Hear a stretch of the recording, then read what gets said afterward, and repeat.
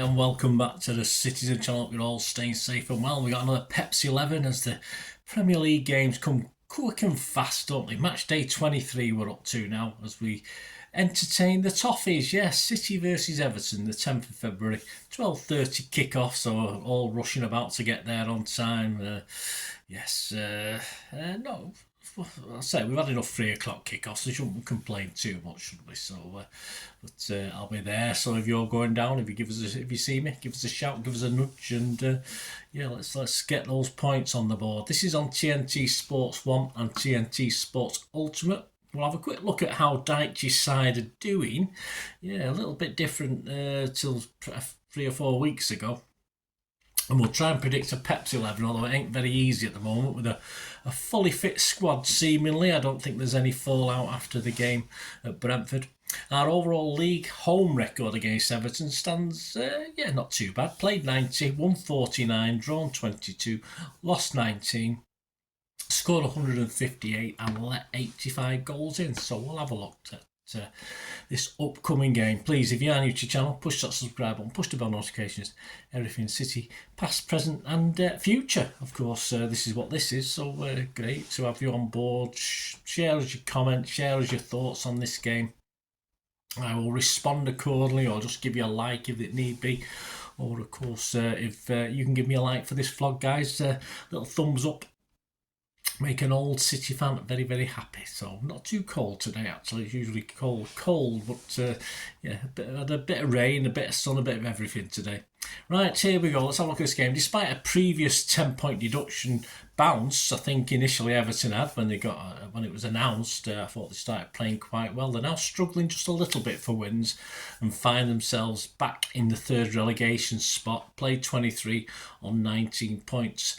Of course, with an appeal still outstanding, and who knows if there's going to be another points deduction. Dirty cheats, aren't they, Everton? Another points deduction on the way. I sort of doubt that, in fairness. They need to start winning some games just to be sure, just to be comfortable. But a late equaliser last time out at home to Spuds would have at least lifted the Toffees' spirits a little bit, because it looked as though they were going to lose that one as well. So the last 6 results in the Premier League, of course they did play in the FA Cup but have now been knocked out of that as well. 23rd of December they lost at Tottenham 2-1. 27th of December they lost at home 3-1 to, I haven't got a clue here because I put Everton again, but I will put it up on the screen. On the 30th of December, they lost away at Wolves 3-0. On the 14th of January, they drew at home to Villa 0-0. On the 30th of January, they drew away at Fulham 0-0. Getting a few draws, aren't they? They need some wins. And on the 3rd of February, the most recent game, of course, say that very late equaliser to make it Everton 2, Tottenham 2. And their last league away win was at Burnley on the 16th of December. So it's been a little while. After us, they've got Palace at home, they've got Brighton away, and they've got West Ham at home. So if they don't get anything against us, which fingers crossed they won't, they should be aiming to win at least 2 of their home games, which might keep them, or certainly might get them out of the bottom 3, or at least keep them within contact of the teams above them.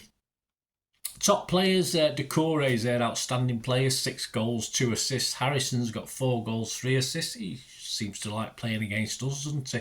Calvert-Lewin, 4 goals, 2 assists. Beto, 3 goals, 2 assists. And McNeil with 2 goals but 5 assists.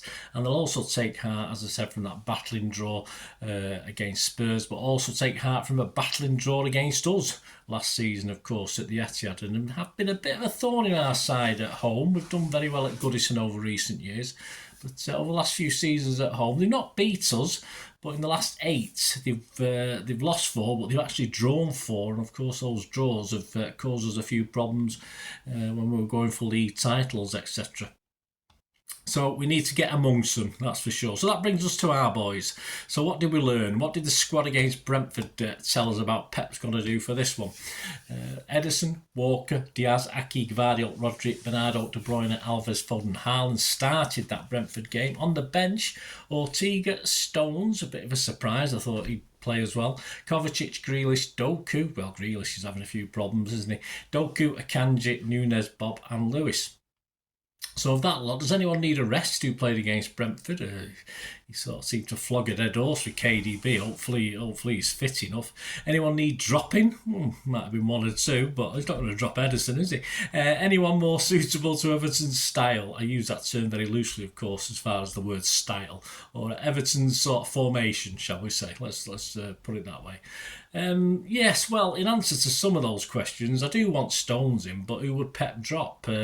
God forbid he dropped Gvardiol. We can only but hope he would do that. So how about Walker having to step down? Although I thought he played pretty well against Brentford, in fairness. But we really struggled to make a case for too many other people. Anyone, or at least we can do some like for like, perhaps, or give us a little better option at home as well. We could probably do that. Doku for Alvarez would not harm things too much for me, and is there a spot for old Jack? We'll mention him again in a moment. Lewis for Walker, but then where would Stones fit in? I mean, Stones could go back to centre half, of course, but who's he going to partner again? He's going to partner Aki, he's going to partner Diaz. Stones over. If it came a choice between Stones and Lewis to play at a right back instead of Walker, of course, I'll put Stones in there over Lewis all day long. Hard to see Kovacic or Nunes replacing, either say KDB or Foden, but what about Bernardo? Had a bit of a quiet one against Brentford, did he? He may drop out and give room for one of those guys. And also, hopefully, I'm hoping there's no problem with KDB. He seemed, he was tired at the end, as you'd expect. But, of course, after playing him the full 98 minutes against Brentford, is Pep going to start him on the bench again against Everton? I hope not. Who needs to play for their own sanity? There's a little title. Of course, not become a Calvin Phillips, shall we say, in City's ranks. Well, Jack Grealish appears to be unhappy, but where does Pep have him in the old pecking order? Others are obviously preferred to Jack at the moment. It's a problem for Jack and Pep to solve, and of course it's probably in Jack's hands more than Pep's. Pep will play him if he finds a use for him, and this is pretty staggering, really, when you think of the contribution Jack played last season, and everything was hunky dory, and now it seems to be all falling apart just a little bit. But a week's a long time in football. It's a long time in politics. It's a long time in football. We'll see.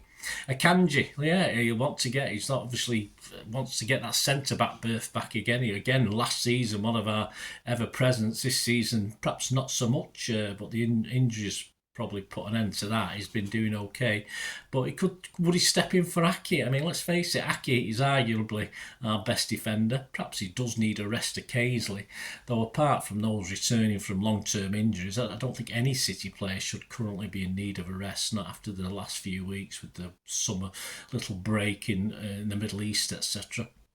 4 to 6 weeks from now, yes, I would probably say yes, they do need a break, but not at this point in time. So a few whys and wherefores and its and buts and whatnots there. So this is my Pep 11, not necessarily my preferred 11. This is what I think Pep will play for. I'm trying to predict Pep's 11, not my 11.